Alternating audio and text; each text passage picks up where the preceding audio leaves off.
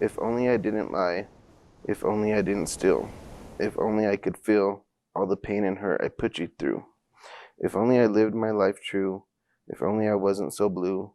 Then maybe I would show you who I was meant to be and show you how much you mean to me. If only I didn't disappoint you. If only you could forgive me for the time I wasted. I know nothing can replace it. If only I wasn't a bad son and this battle I could have won. Depression and addiction stole my life, but now I see the light. I never knew it was so bright. Now I'm going to do it right and succeed in life and be the son you deserve.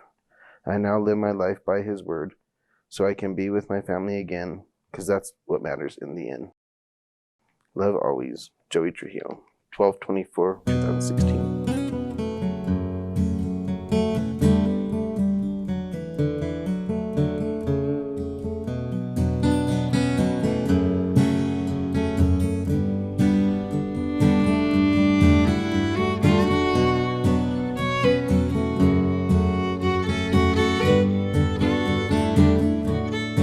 My name is Joey Trujillo, and I have 629 days of sobriety. Art means expressing my feelings and myself, expressing what comes from inside me.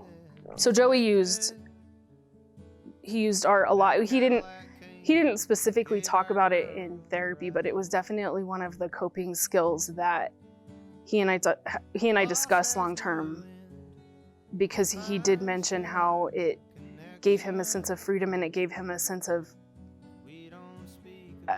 I think, relief from any of the, anxiety or anything like that that might come up from some of the things that he'd been through, but it was his way of releasing all of that. So. Well, Joey was odd because he wasn't a member of the drug court, but we treated him like he was a member. So, we began criminal drug court. Joey started showing up for reviews at the time we normally had drug court set, and he was doing his probation reviews, so we just included Joey as part of the probation reviews for drug court. And while he wasn't officially a member, he was kind of adopted and continued to attend those reviews on the same dates that other folks were having their reviews for criminal drug court. He wasn't coming as often for reviews, but he would show up pretty regularly. And like I said, kind of became a part of the group without technically being a part of the group. Like a year and a half I wasn't part of drug court, and then all of a sudden they adopted me into drug court, I guess you could say. Joey was kind of like a voluntary drug court participant for a while. And I remember, I don't really know how he even started that. I just remember one day he was there, and then all of a sudden the judge was starting to kind of pull him into everything and ask him how he was doing and checking in, and not really sanctioning him the same, but treating him as another participant. And then officially, I think Joey started to struggle more, and we decided that he needed that structure, so we pulled him. Time together, her memory. Around 12 years, roughly. What did you start with first? Started out drinking, smoking marijuana. Then it led to other stuff. And how old were you then? When I first started, like 15 maybe.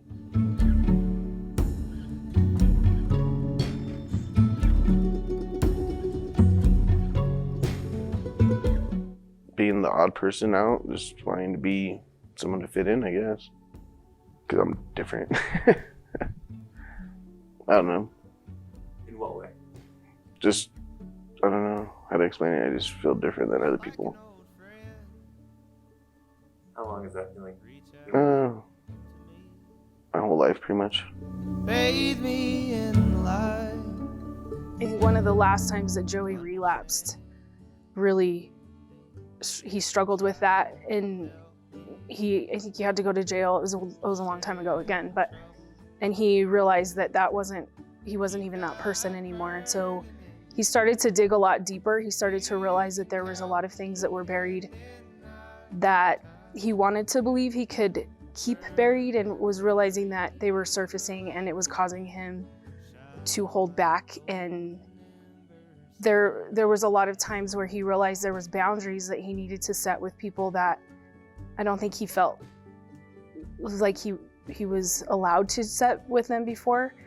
And once he started doing that, once he started seeing himself in a better light, his self-esteem started to increase significantly, and he started to realize that it was all about him now, and that it wasn't his job to take care of everybody else. It wasn't his job to rescue anybody else. It was his job to figure out his own stuff so that he could be a stronger person.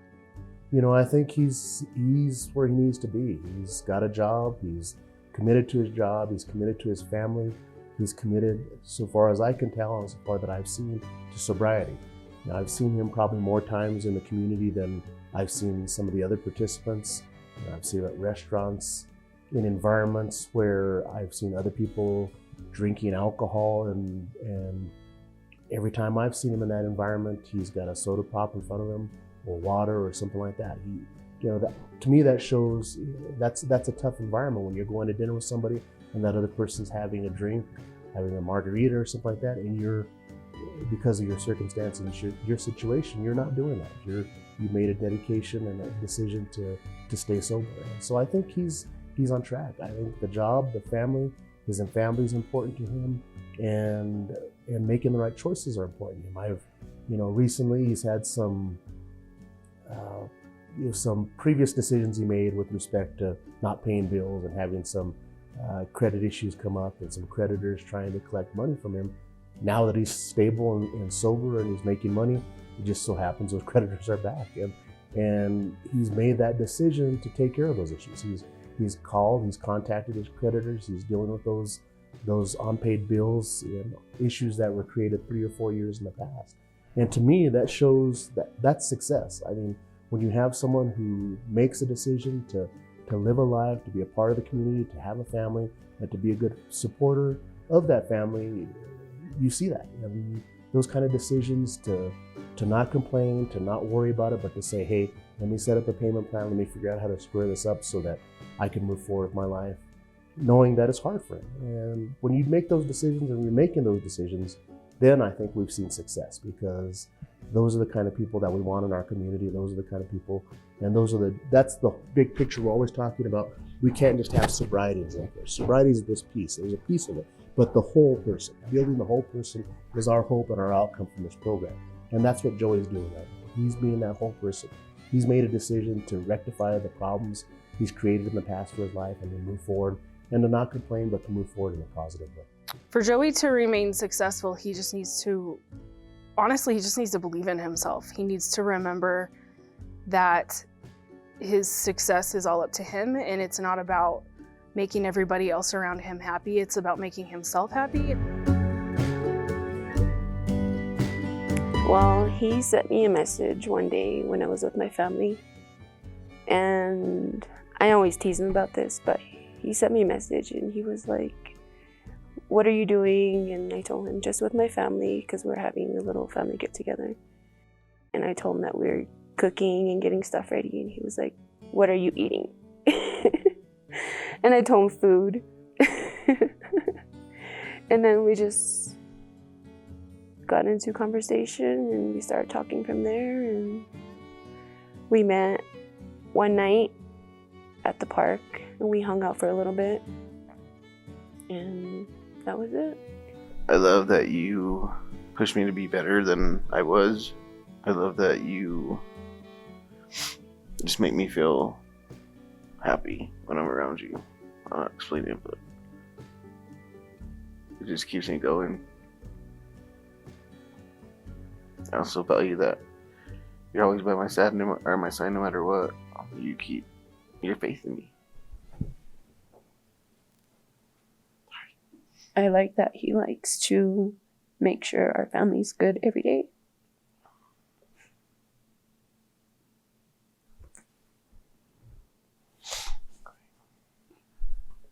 And he always makes sure that my son is good from day to day too, when his dad is not there.